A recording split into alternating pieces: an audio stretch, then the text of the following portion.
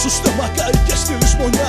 Μικρός ο ορισμός σου, καμένε βασιλιά. Τώρα σε βλέπω ότι γυρνάς με το δάχτυ για να βρεις το όνειρο που άφησες λίγο πρωτού χαθείς. Ο χρόνος μου είπε ότι πήγε μακριά, του πως για φυγής του ορίζονται λαλιά. Δύσκολος ο δρόμος τώρα αυτός που θα διαβείς. Μήπως θέλεις να γυρίσεις στο θρόνο της σιωπής? Παρά όμως την απόσταση εκείνο περιμένει για μια ελευθεριά μόνο δίκαια να τέλει. Προσμένει μια φυγή μαζί με τη φωνή σου. Εκείνο ξέρει κι αναζητούσε πάντοτε η ψυχή σου. Πρόσεξε όμως στα άλλη μεριά της φωτιάς υπάρχει ένας κανόνας που δεν πρέπει να ξεχνάς. Κι αυτός μιλάει μονάχα για μια αγάπη. Κάνε στην άκρη ό,τι φάνηκε απάτη. Έτσι θα με πάντα εγώ, έτσι θα σε πάντα ζει.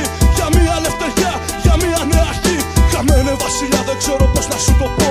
Βλέπω πάλι μπροστά μ' αυτόν τον ουρανό να μου φωνάσει, να μας φωνάσει για το τίποτα που πια δεν μας τρομάζει.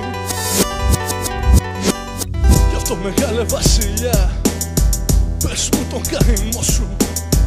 Άντε μίλα επιτέλους στο ενοχώ το μυστικό σου. Χιλιά κομμάτια την καρδιά μου έκανα και τα όνειρά μου έκαψα να μην προλάβετε. Να τα σκοτώσετε όπως ένιωσα να νιώσετε. Σιγά μην νιώσετε, εδώ την πάτη σας δεν μπορείτε να σώσετε. Στο τέλος την άκρη μου θα βρω και μόνο πάτη. Για να τραβήξω και να πω πως βρήκα κάτι. Εαυτέ μου αλήτη, δεν έχεις πλέον σπίτι. Είσαι μόνος και βιώνεις το δικό σου καριοχτύπη. Θυμάμαι ρε και δεν ξεχνάω, κι είναι ο λόγος που τα βράδια ξαγρυπνάω. Τραγουδάω για την πάρτι μου και για όσους είναι δίπλα μου. Για όσους αντάμωσαν την νίκη και την ήττα μου μαζί εδώ μέχρι το τέρμα. Να ποτίσουμε με αλήθεια το ψέμα.